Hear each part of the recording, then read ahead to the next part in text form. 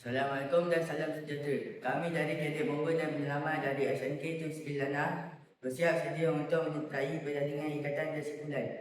Saya Kadir Muhammad Fadil Niat ingin membuat ikatan sipul manok. Fungsi ikatan sipul manok ialah mengikat tali pada objek yang licin seperti kayu batang kayu. Cara membuat ikatan sipul manok, buat dua gelung pertama dan gelung kedua.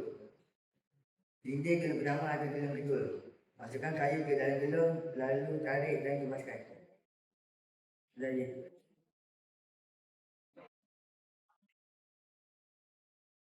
saya dari Kadir Muhammad akan melakukan ikatan sebuting. Fungsi ikatan ini digunakan untuk membuat jawatan, menara, menyambungkan kayu dan mengikat gadget. Langkah pertama, ambil batang kayu dan mulakan dengan ikatan manok.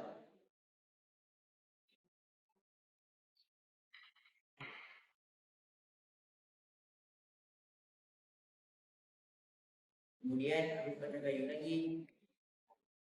dan berikan sebanyak 7 kali.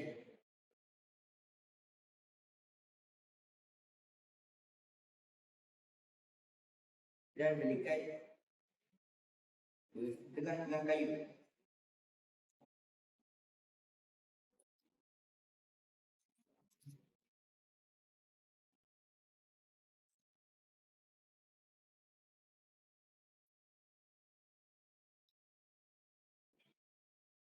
Kemudian berikan kayu kedua sebanyak 2 atau 3 kali.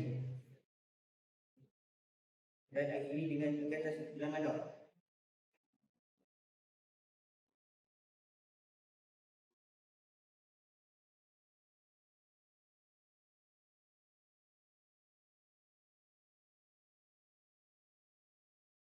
Kita sila putih telah siap.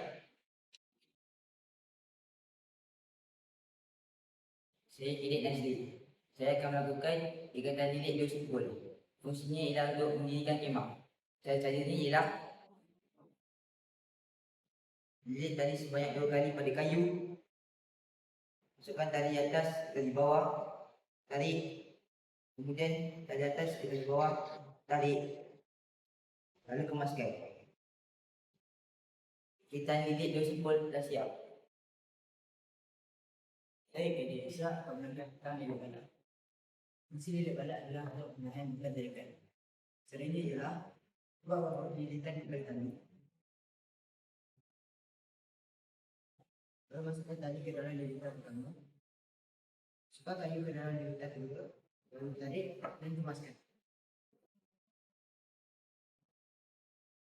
Siap.